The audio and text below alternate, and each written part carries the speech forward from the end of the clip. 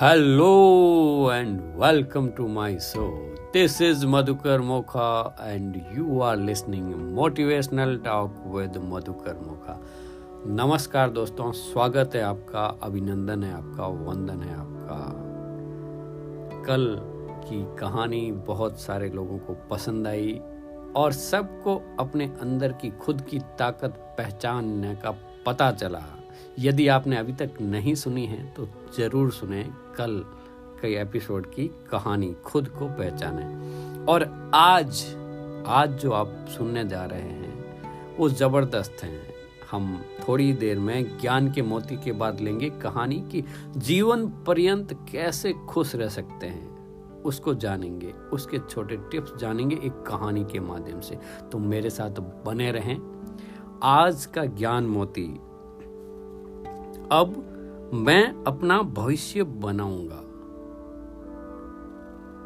आपके माता पिता ने अपनी समझ और ज्ञान के अनुसार आपके लिए सबसे अच्छे काम किए हैं। वे आपको वे चीजें, बातें नहीं सिखा सके जो वे स्वयं नहीं जानते थे। यदि आपके माता पिता स्वयं को प्रेम करना नहीं जानते थे, नहीं करते थे, तो ऐसा कोई रास्ता नहीं था जिसके द्वारा आपको स्वयं से प्रेम करना सिखा सके। यहाँ लेखिका यही बात बताना चाह रही है। कोई कंप्लेन नहीं, कोई किसी के ऊपर आरोप दोषारोपण नहीं, क्योंकि जो चीजें चलती आ रही थी पीढ़ियों से, पूर्वजों से, वो आगे बढ़ती गई। लेकिन अब आपको समझ में आ गया ना कि आप कैसे खुश रह सकते हैं। यह हमारी चॉइस है। ये इसमें आगे बताते हैं कि आपका शुरुआती बचपन चाहे कैसा जैसा रहा हो, बढ़िया या घटिया, अब आप और केवल आप ही अपने जीवन के मालिक हैं। आप अपना समय अपने माता पिता या प्रारंभिक वातावरण पर दोषारोपण करके बिता सकते हैं, पर यह सब आपको एक सताए हुए या दुखी व्यक्ति के रूप में ही चित्रित करेगा। इससे आपका कभी कोई भला नहीं होने वाला।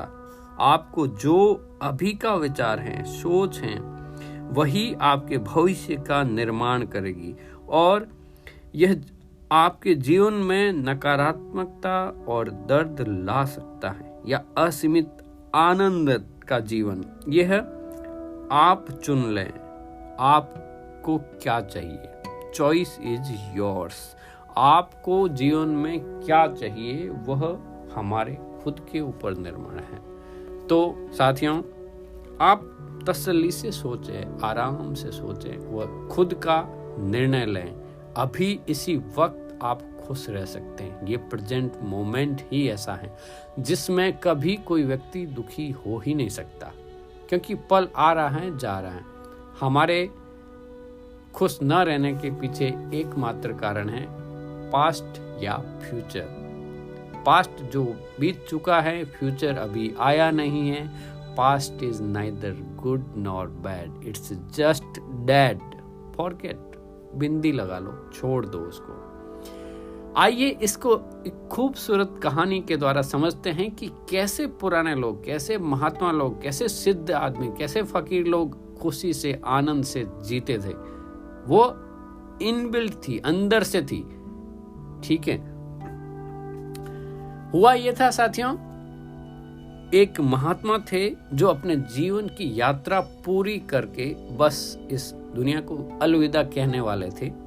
तभी उनके शिष्यों ने उनसे पूछा कि गुरुजी, हम वर्षों से आपको देख रहे हैं, 50 साल तो मुझे साथ रहते हुए हो गया।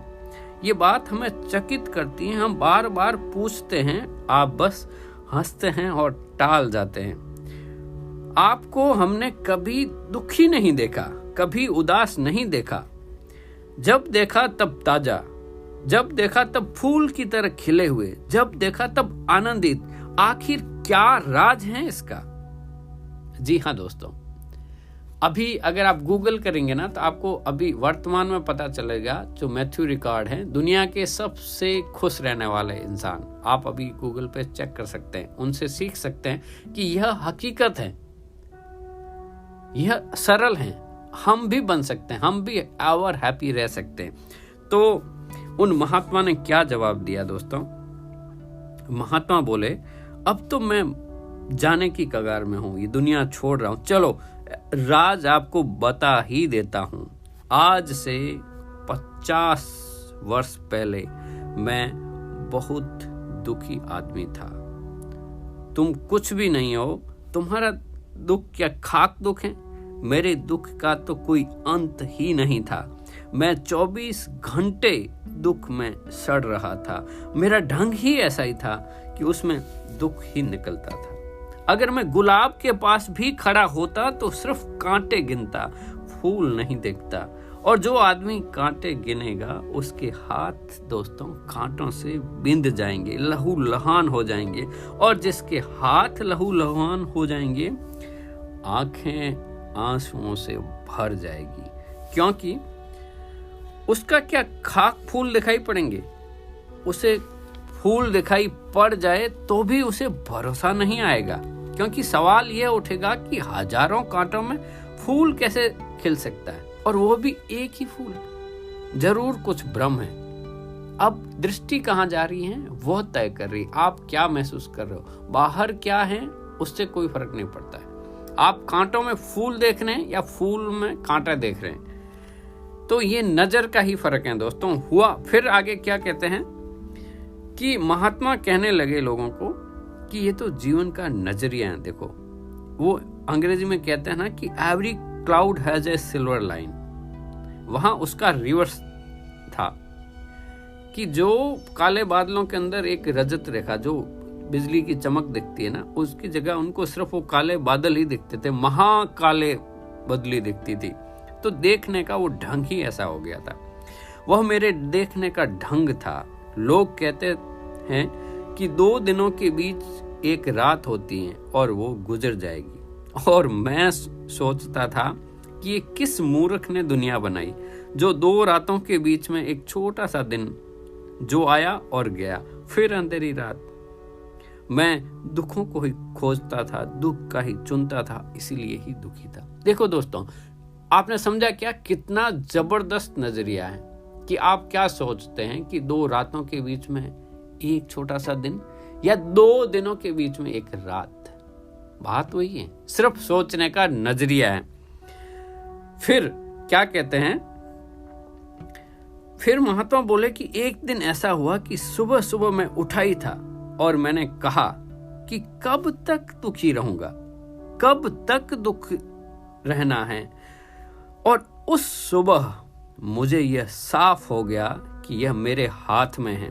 मेरा गणित ही गलत है, मेरा हिसाब ही गलत है। मैं नकारात्मकता को ही सोचता हूँ, मैं निराशा को ही चुनता हूँ।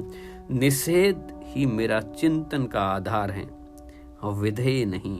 उस समय मुझे यह साफ हो गया कि अगर मुझे दुखी रहना है तो मैं दुखी रह सकता हूँ, और अगर मुझे सुखी रहना है तो मैं सुखी रह सकता हूँ। तो मैंने सोचा आज प्रयोग करके देखूं, आज सुखी ही रहूंगा, जीवन को सुख के ढंग से देखूंगा। और वह दोस्तों मेरा आखिरी दिन था मेरे दुख का। उस दिन मैं पूरे 24 घंटे खुश रहा, सुखी रहा, आनंदित रहा, और मैं हैरान हो गया।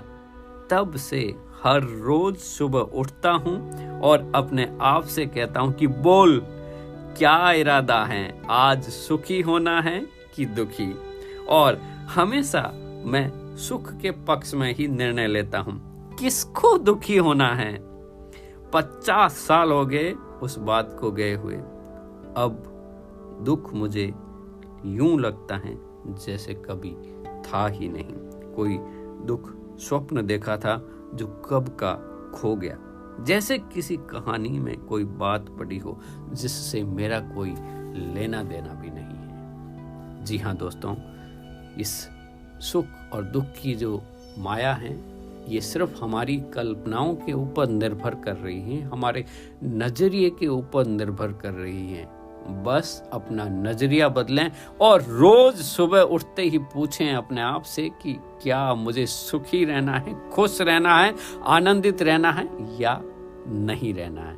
यदि आप रह रहे हैं, यदि आप ऐसा कर रहे हैं, तो मुझे मैसेज करके ज़रूर भेजें कि कैसी लगी आपकी कहानी, और ये लिख के भेजें कि आज से मैं हमेशा के लिए सुखी इंसान हो गया, चाहे जीवन में बाहर कुछ भी घटित हो जाए। सब कुछ आ रहा है, जा रहा है। दोस्तों, आप लोग बहुत प्यार कर रहे हैं, बहुत ही प्रेम दे रहे हैं, स्नेह दे रहे हैं। इतने सारे मैसेज आते हैं मेरे साथ। इस प्यार स्नेह के लिए मैं आपका आभारी हूँ, धन्यवाद ज्ञापित करता हूँ, आभार व्यक्त करता हूँ। बस आप तो हमेशा की तरह मस्त रहें, खुश रहें, व सुनते रहें motivational talk with Madhukar Mokha. कल फिर मिलते हैं एक नए एपिसोड के साथ। तब तक के लिए जय हिंद, जय भारत।